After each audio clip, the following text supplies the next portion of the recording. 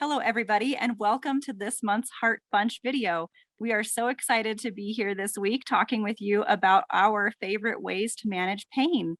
And my favorite way, just to get us started, is to listen to music and do mindfulness activities. I have chronic knee pain from an injury. And so some of the things that I really like to do are just to be really present in the moment and find something relaxing to listen to and just calm and be in that present. And it helps to manage my pain, as well as changing up some of my exercises to do more low impact things. That way I'm not re-injuring my knee. Maren, what about you? Yeah, so I get some restless leg syndrome. And one of the things I've found is if I can increase the circulation, that makes them less painful. And so I can do that a couple ways. I can do it through exercise, which is awesome. I try to fit that in. The more I can move, the better the symptoms will be. But then also just some massage techniques all down the length of the muscles on my legs. And so if I use a little bit of lotion, I like it to be scented lotion because then I get that smell that also relaxes me while I'm trying to relax my muscles. And if you've ever seen a massage therapist use some of the techniques, you can do light pressure, you can deep pressure, some of that sort of vibrating, chopping motion across the leg. So I just use a whole bunch of pressure techniques and I try to do it that way. So off to Tim. Thank you, Maren. Appreciate that. I'm going to talk about a little bit about chronic pain. I'm one of the 20% of American adults, about 50.2 million people, who suffers with chronic pain. And one of the things that I do, it sounds really strange, but I learned this during childbirth classes with my wife.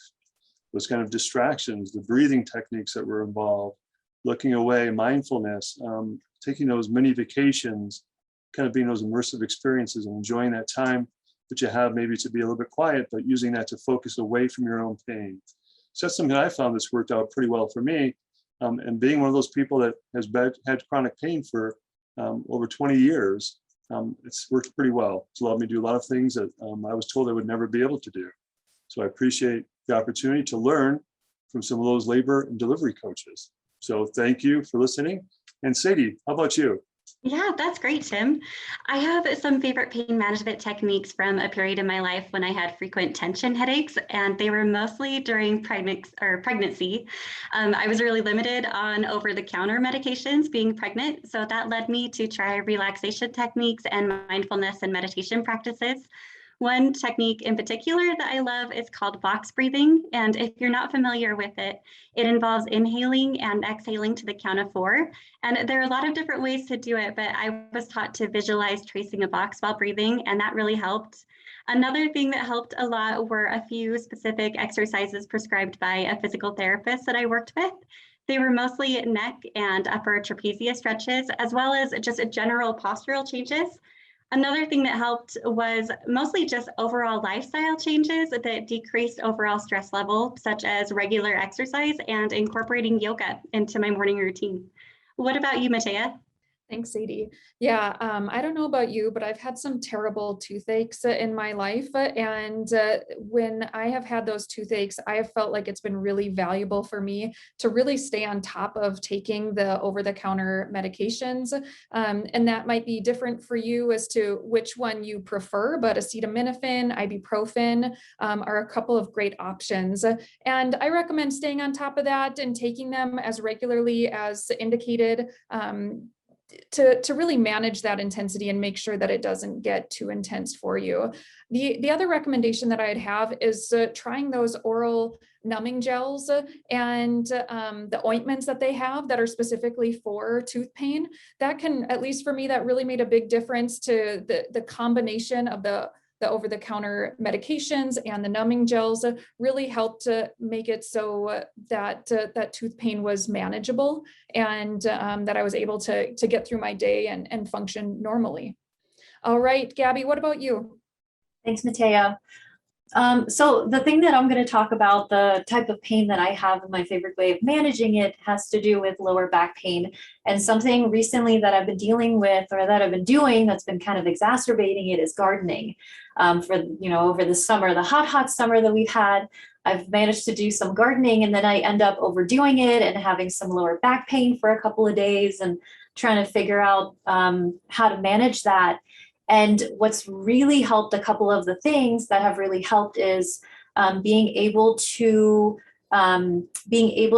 stretch right before I start gardening, while I'm gardening, do some stretches, some light stretches in my legs and my lower back and my shoulders and things, and then also stretch afterwards. And that's really helpful, being able to stay consistent, also staying hydrated, and then practicing those kind of best practices also to try to prevent it from happening in the first place. So, for example, when you're gardening, maybe doing switching up what you're doing every maybe 15 or 20 minutes. So if I'm pulling weeds and I'm on my knees, trying to switch to something where I'm standing and I'm maybe raking instead. So kind of changing out those postures and the positions.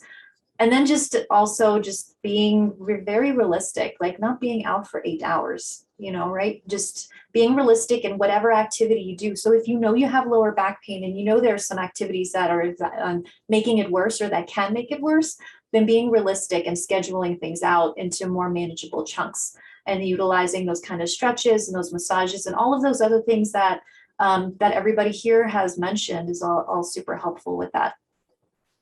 So we wanted to thank you all for joining us for this Heart Bunch video. We really appreciate your time. We love spending this time with you and sharing all of our favorite things and all of these tips and strategies. Check us out. I mean, you're already listening to this, so you know that we have a playlist on YouTube, but check us out on social media. We're on Facebook, Instagram. We're going to have some resources underneath the video that you could look at just to get more information about some of the stuff that we're talking about. And we really hope you have a wonderful day. We'll catch you later.